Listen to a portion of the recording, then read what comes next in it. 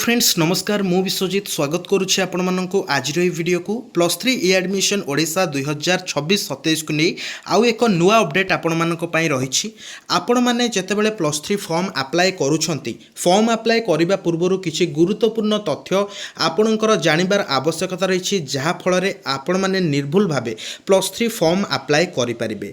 तो आपण माने जानिछंती जे आजि ठारू +3 फॉर्म अप्लाई होउची एवं डेडलाइंस वीडियो ता सहित केते कॉमन एप्लिकेशन फॉर्म रो फीस केते कोन रही से रिगार्डिंग अपडेट मु दे सारी जदि आपण मैंने दे ना देखी ना तो डिस्क्रिप्शन में दि जाइथिबा लिंक रे क्लिक करके निश्चित रूपे देखि नियंतु।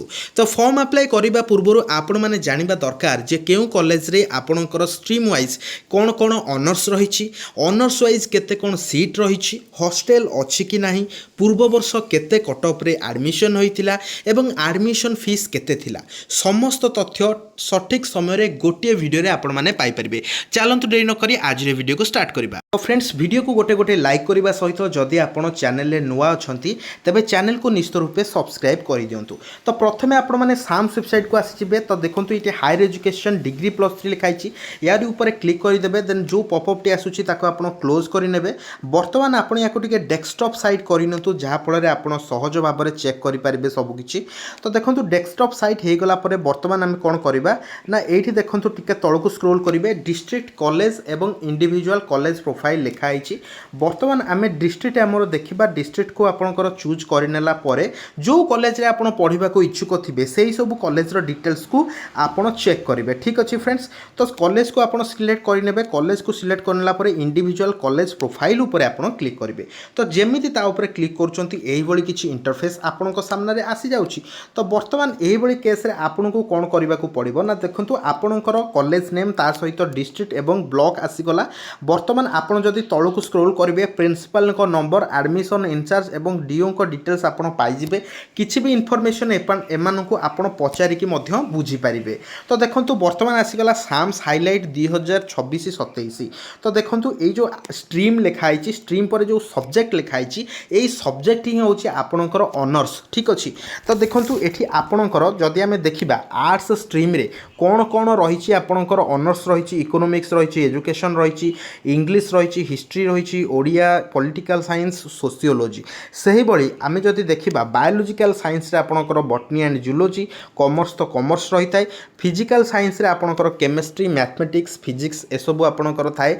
ठीक अच्छे तो ये देखो स्ट्रेंथ स्ट्रेंथ कहले गोटे कॉलेज रो टोटाल सीट केते ओके स्ट्रेंथ हूँ 32 तो केते एडमिशन नहीं केते वैकेंट अच्छी जेहेतु बिल्कुल अप्लाई है तो तेणुक 32 ରୁ 32 वैकेंसी अच्छी ये रोचे वैकेंसी केते कौन सीट एवं ये रोचे आपणकर कौन माने स्ट्रीम वाइज कौन कौन आपणकर ऑनर्स पेपर रही। ठीक अच्छे तो देखो ये आपणकर एडमिशन फीस आपणकर स्ट्रीम वाइज आपणकर एडमिशन फीसटा टिके अलग अलग रही है। तो देखो आपणकर आर्ट्स स्ट्रीम रो जो ऑनर्स गुड़ाक रही तार एडमिशन फीस रही।